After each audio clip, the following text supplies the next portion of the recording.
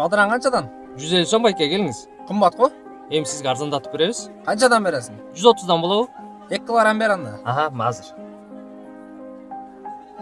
Аз калды. Ушуну бүгүн сатып бүтүрсөм үйгө кетем. Суукта болуп кетти окшойт. Күнүгө окшош күндөр. Таң эрте базарга келмей, же жартуу акча тапсамчы. Элдин балдарындай окуп, анан өз каалаган ишимде иштесем болбойт беле? Шым костюм кийип, галстук тагынып, папка көтөргөн банкир болгум келчү эмес беле? Же ок эле Россияга кетип калсам болмок экен. Эмгиче орусча үйрөнүп, көбүрөөк акча таап, бутка туруп калмак экем. Москвада жүрсө эле ойлошот, жыргап эле жүрүшөт деп. Мынтип кыйналып, чаңга аралашып иштеп аткан эмес менен эч кимдин иши жок. Жаткан жерибизди айтпай эле коеюн. 3 жылдан бери ден соолуктан да ажырадым. Сен сураган жокмун мен? Сураган, тиги жакта иштеп аткан деп койдум. Мен үйгө акча салып келдим. Канча салдың? Бул айда 10 эле миң болуп калды. Меники ага деле жетпесе керек.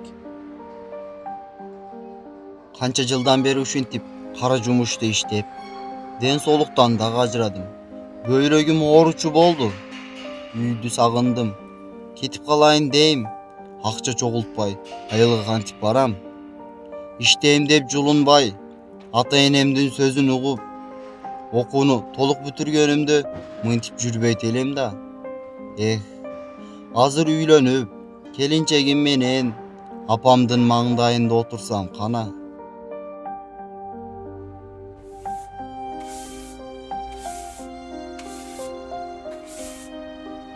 Kızım. İyi apa, azыр корonu шупуруп коюп кирем. Уф, тажадым. Жумуш бүтпөйт. Сыртка чыксаң үй жумушу калат. Үйгө кирсең короо калат. 3 жыл болоюн деп калды. Ушул үйдө көр тирлик бүтпөйт го. Келиңиз апа, чай ичиңиз. Maksat kelelek mi?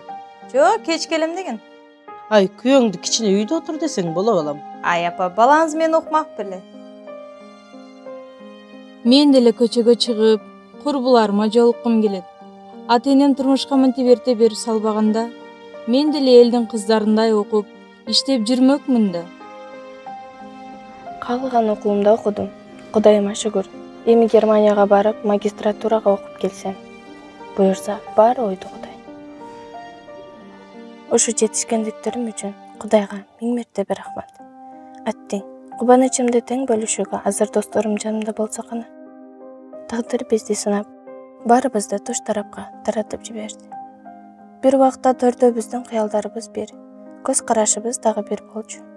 Эми мынтип баарыбыз ар жолго түштүк. Куттуктайм, Мадина. Чоң рахмат эжеке.